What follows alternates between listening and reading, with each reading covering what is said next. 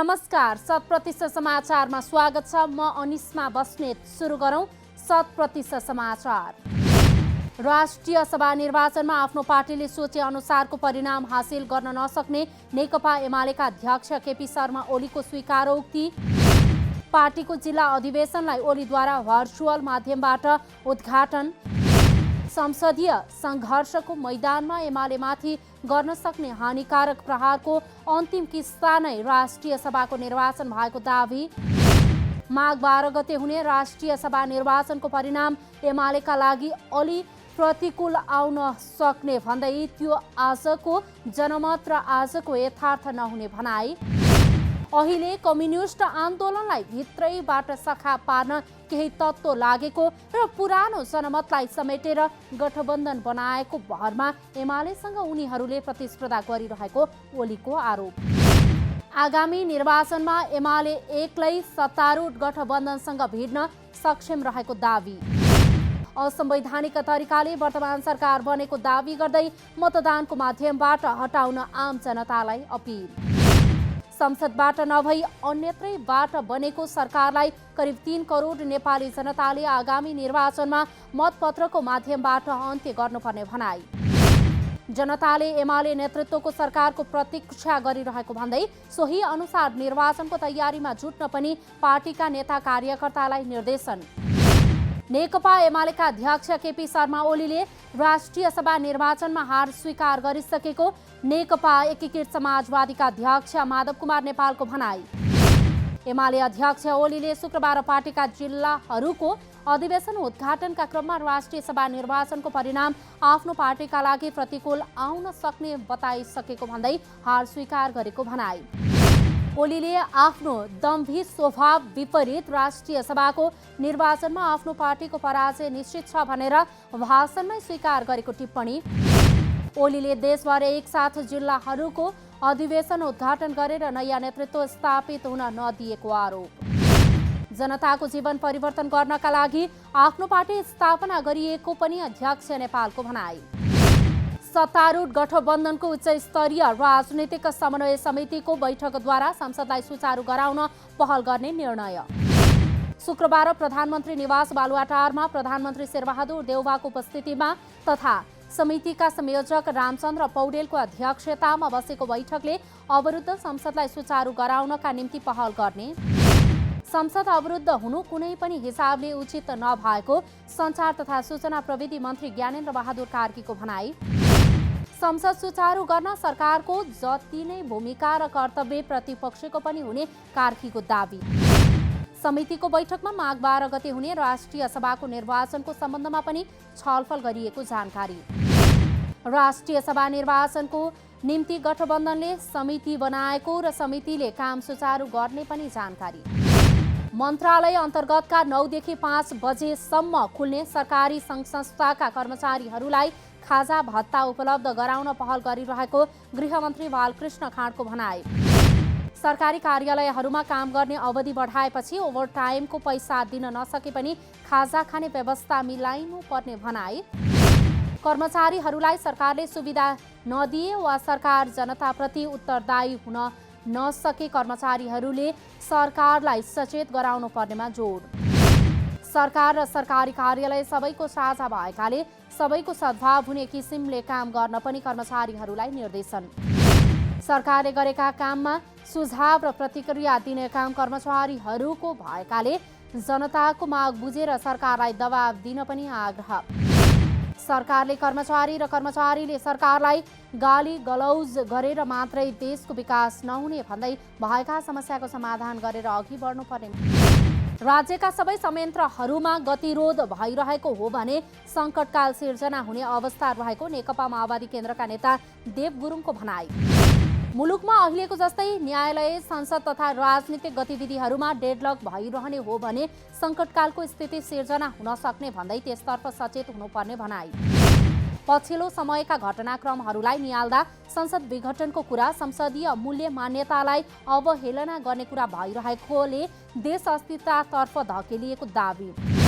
देशलाई स्वतन्त्र र बलवान बनाइराख्न फेरि एकपटक राजनीतिक शक्ति मिल्नुको विकल्प नरहेको जिकिर। एमसीसी सम्झौता देशको हित विपरीत रहेको भनाई। यो सम्झौता अमेरिकाको नेपालमा सैन्य शक्ति सञ्चालन गर्ने षड्यन्त्र भएको आरोप।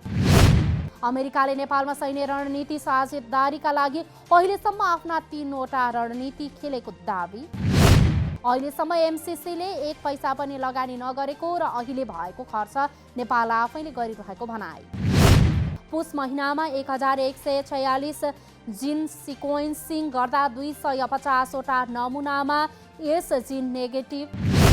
पुस महिनामा 1146 जिन सिक्वेन्सिङ गर्दा 250 वटा नमुनामा यस जिन नेगेटिभ पत्ता लागेका 24 नमुनाको जिन सिक्वेन्सिङ गर्दा सबैमा ओमिक्रोन भेरिएन्ट पुष्टि भएको स्वास्थ्य तथा जनसङ्ख्या मन्त्रालयद्वारा जानकारी।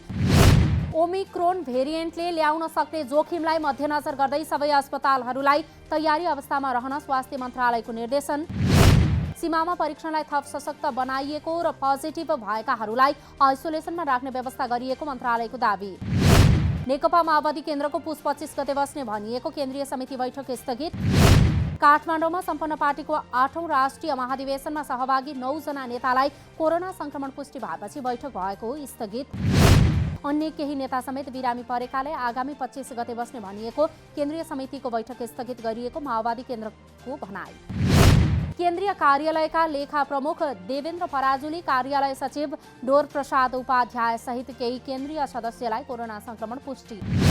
सत्ता साझेदार नेकपा एकीकृत समाजवादी निकट युवा संघ नेपालले सार्वजनिक सम्पत्तिहरूको संरक्षण गर्न माग गर्दै संस्कृति पर्यटन तथा नागरिक उड्डयन मन्त्री प्रेम बहादुर आलेलाई बुझायो ज्ञापन पत्र।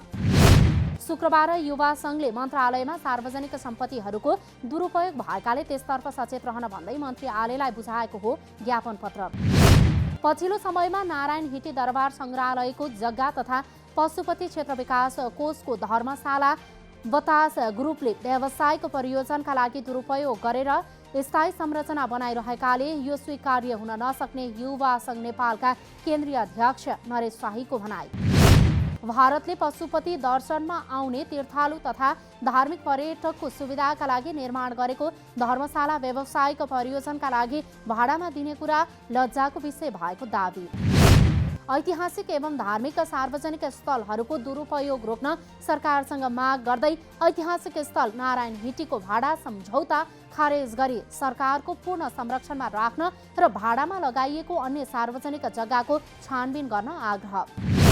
नारायण हिटी संग्रहालय परिसरमा रेस्टुरेन्टका लागि निर्माण भएका संरचना भत्काउन सुरु। नारायण हिटी संग्रहालय परिसरमा निर्माणाधीन रेस्टुरेन्टको विषयमा छानबिन गर्न समिति गठन गरे लगत्तै कार्यकारी निर्देशक वेश नारायण दाहालको निर्देशनमा रेस्टुरा परिसरको पर्खाल भत्काइयो। बतास समूहलाई 10 रोपनी जग्गा भाडामा दिएको विषयमा विवादमा तानिएसँगै सरकारद्वारा बिहिबार छानबिन समिति गठन।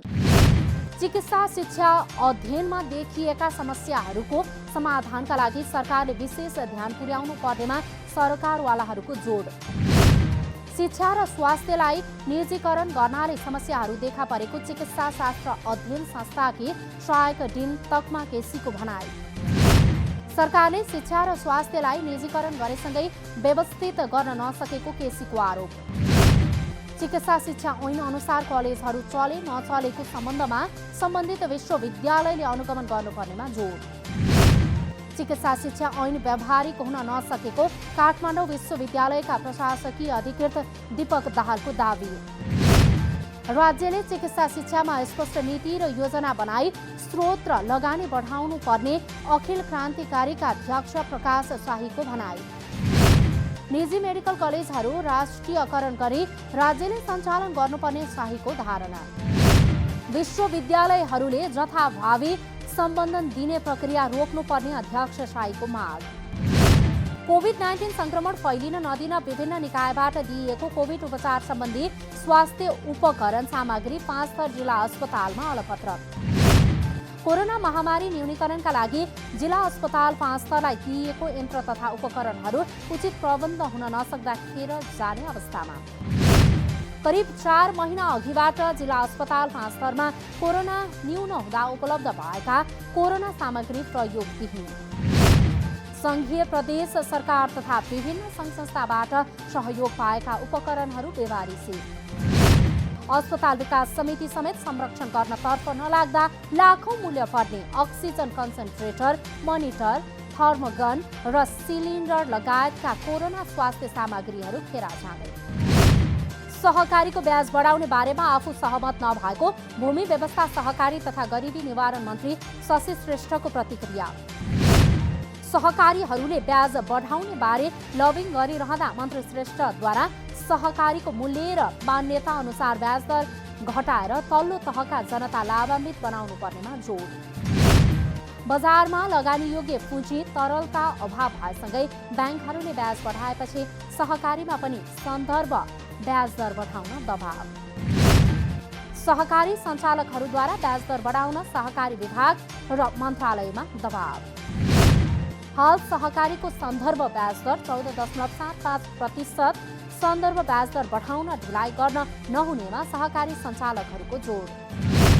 सहकारीले मर्म र भावना अनुसार कोरोनाले जनता आक्रान्त बनेको अहिलेको अवस्थामा ब्याज दर बढाउने नभई घटाएर तल्लो तहका नागरिकलाई लाभान्वित बनाउनु पर्नेमा मन्त्री श्रेष्ठको जोड।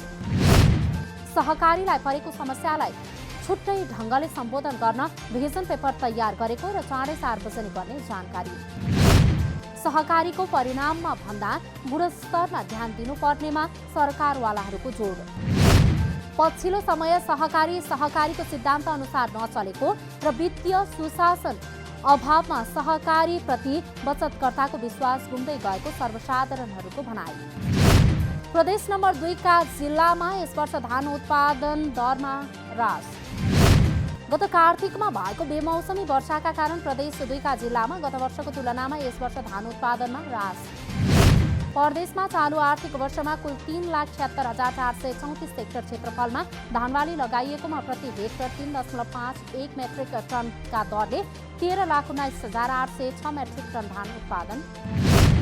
गत आर्थिक वर्ष 2077-78मा 3,45,603 हेक्टर क्षेत्रफलमा धानबाली लगाइएकोमा प्रति हेक्टर 3.65 मेट्रिक टनका दरले 12,62,200 मेट्रिक टन धान उत्पादन। प्रदेशका पर्सा र बारामा यस वर्ष धान उत्पादन दर बढे पनि धनुषा, महोत्तरी, सर्लाही, रौतहट, सिराहा र सप्तरीमा घट्यो। धान खेतीको समयमा वर्षा भएको र ग्वारो किराको प्रकोप समेत कम भएकाले यस वर्ष धान उत्पादन दर बढ्ने अनुमान गरिए पनि धान भित्र्याउने बेलामा वर्षाको असर। शुक्रबार आंशिकदेखि सामान्यतया बदली रही केही स्थानमा हल्का वर्षाको सम्भावना रहेको जल तथा मौसम पूर्वानुमान महाशाखाले जनाएको छ। हाल देशभर पश्चिमी वायुको प्रभाव रहेको महाशाखाद्वारा जानकारी। सुदूरपश्चिम कर्णाली, गण्डकी, लुम्बिनी तथा बागमती प्रदेशमा सामान्यदेखि पूर्णतया बदली रही बाँकी भूभागमा मौसम आंशिकदेखि सामान्यतया बदली। सुदूरपश्चिम तथा कर्णाली प्रदेशका केही स्थान र लुम्बिनी तथा गण्डकी प्रदेशका थोरै स्थानमा हल्का वर्षा र हिमपातको सम्भावना। शुक्रबार राति प्रदेश 1 र प्रदेश 2 मा आंशिकदेखि सामान्यतया बदली तथा बाँकी प्रदेशहरूमा सामान्यदेखि पूर्णतया बदली रहने। उच्च पहाडी तथा हिमाली भूभागका केही स्थानमा हल्कादेखि मध्यम हिमपातको सम्भावना। तानसेन नगरपालिकाद्वारा नेपालमै पहिलो पटक दृष्टिविहीन मैत्री वार्षिक नगर विकास योजना बजेट पुस्तिका सार्वजनिक। नगरपालिकाद्वारा दृष्टिविहीनहरूले पढ्न सक्ने ब्रेल लिपिमा समेत बजेट पुस्तिका प्रकाशन। दृष्टिविहीनहरूले पनि नगरपालिकाको विभिन्न योजना र कार्यक्रमहरू अध्ययन गर्न सकुन् भन्ने उद्देश्य। आर्थिक वर्ष 2078-79 को आर्थिक ऐन र विनियोजन ऐन बजेट पुस्तिका प्रकाश गरेको नगरपालिकाद्वारा जानकारी। वार्षिक नगर विकास योजना ब्रेल लिपिमा तयार गर्न सृजनशील अपाङ्ग स्वावलम्बन केन्द्र तानसेनद्वारा प्राविधिक सहयोग। दृष्टिविहीनहरूले नगरपालिकाको कुनै पनि योजना तथा कार्यक्रमबारे जानकारी नपाउने गुनासो गरेपछि ब्रेल लिपिमा वार्षिक नगर विकास योजना पुस्तिका प्रकाशन। नगरपालिकाले ब्रेल लिपिमा वार्षिक नगर विकास योजना प्रकाशित गरेको दृष्टिविहीनहरूलाई थप ऊर्जा प्रदान। नगरपालिकाले आगामी दिनमा अन्य विषयहरू पनि अपाङ्ग मैत्री बनाउने दृष्टिविहीनहरूको अपेक्षा। तानसेन नगरपालिकाद्वारा स्थानीय तह प्रदेश र सङ्घलाई समेत अपाङ्ग मैत्री काम गर्न सुझाव। तानसेन नगरपालिकाद्वारा अपाङ्ग लक्षित सिप विकास तालिम लगायत ल्यापटप वितरण। भारतमा कोभिड संक्रमितको संख्या बढेपछि मुम्बईमा लकडाउन गर्ने तयारी। पछिल्लो 24 घण्टामा 1,17,100 जनामा संक्रमण पुष्टि। भारतमा एक साता अघि दैनिक संक्रमण 10,000 भएकोमा हाल आएर वृद्धि। अस्ट्रेलियामा फेब्रुअरीमा हुने टी20 विश्वकप ग्लोबल छनौटमा आफ्नो पहिलो खेलमा नेपालले ओमानको सामना गर्ने। कुल 16 टिम सहभागी रहने प्रतियोगितालाई 2 समूहमा विभाजन गरेर आयोजना। नेपालको समूहमा रहेका 8 टोलीलाई पनि 2 समूहमा विभाजन। 100% समाचार अहिलेलाई यति नै। नमस्कार।